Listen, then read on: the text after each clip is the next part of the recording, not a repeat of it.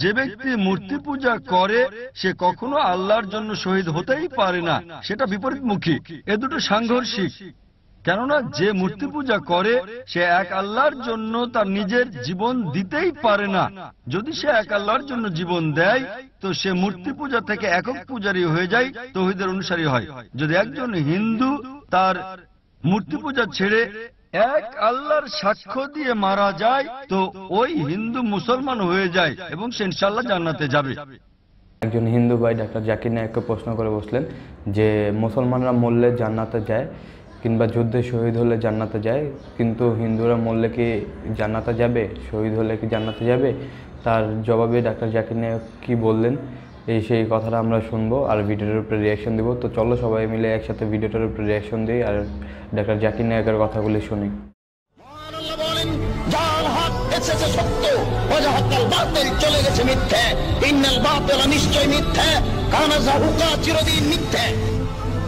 আসসালামু আলাইকুম, আমার নাম জয়প্রকাশ প্রজাপতি।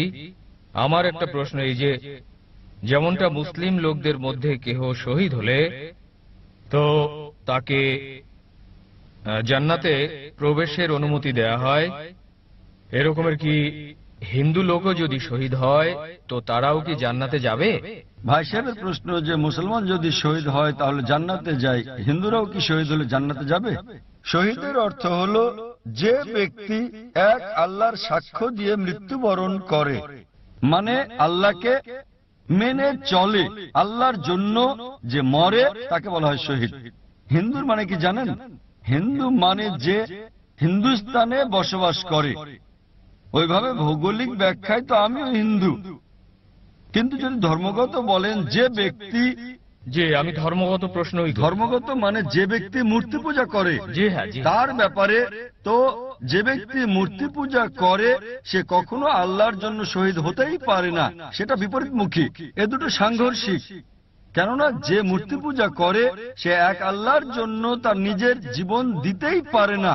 যদি সে এক আল্লাহর জন্য জীবন দেয় তো সে মূর্তি পূজা থেকে একক পূজারী হয়ে যায়, তাওহীদের অনুসারী হয়। যদি একজন হিন্দু তার মূর্তি পূজা ছেড়ে এক আল্লাহর সাক্ষ্য দিয়ে মারা যায় তো ওই হিন্দু মুসলমান হয়ে যায় এবং সে ইনশাআল্লাহ জান্নাতে যাবে। কিন্তু যদি সে অটল হয় তার মূর্তি পূজার ব্যাপারে এবং মারা যায়, তার মানে সে সাক্ষ্য দিচ্ছে না এক আল্লাহর প্রতি, সে জান্নাতে যেতে পারবে না। ভাই সাহেব, আপনি কি মানেন এক খোদাই? জি হ্যাঁ। আপনি ভাই সাহেব এক খোদা মানেন? জি হ্যাঁ, আমি মানি। আপনি কি মূর্তি পূজাও মানেন? জি না, মূর্তি পূজা মানেন না? একদমই না। মাশাআল্লাহ। তো আপনি মানেন যে শেষ পয়গম্বর মুহাম্মদ সাল্লাল্লাহু আলাইহি ওয়াসাল্লাম? আপনি ইনশাআল্লাহ যদি সাক্ষ্য দিয়ে মারা যান তো ইনশাআল্লাহ জান্নাতে যাবেন। কেননা আপনি এক খোদাকে মানেন, আপনি মূর্তি পূজা মানেন না এবং মানেন যে শেষ পয়গম্বর মুহাম্মদ সাল্লাল্লাহু আলাইহি সাল্লাম। তো আমি আপনাকে বলবো একজন মুসলিম। হিন্দু মানে যারা এই হিন্দুস্তানে বসবাস করে, তো আমিও তো হিন্দু, কিন্তু ধর্মের দৃষ্টিকোণে আপনি কিন্তু হিন্দু নন, আপনি মুসলিম। আসলে কিনা আমি রমজান মাসে ইসলাম গ্রহণ করেছিলাম মনে মনে। মাশাআল্লাহ, মনে মনে বলেছেন কিন্তু সমাজে প্রকাশ করেননি। জি না, আমার পরিবার। আজকে আপনি বলতে চান এটা? না, আসলে এখন আমি বলতে চাই না। আমার মাও এখানে এসেছে, আমি তাকে নিয়ে এসেছি ইসলাম সম্পর্কে বোঝাতে, ইসলাম সম্পর্কে বোঝানোর জন্য। এর জন্য আমার বেশিরভাগ সাহায্য আপনার সিডি, আপনার বই এবং আমার সাথী শরীফ ভাই, তিনি আমাকে খুব সাহায্য করছেন। মাশাআল্লাহ। ভাই সাহেব বললেন যে তার মা আছেন এবং সে মনে মনে গ্রহণ করেছেন কিন্তু সমাজে বলতে চান না। এটা আল্লাহর ইচ্ছা ছিল, না বললেও বলা হয়ে গেছে।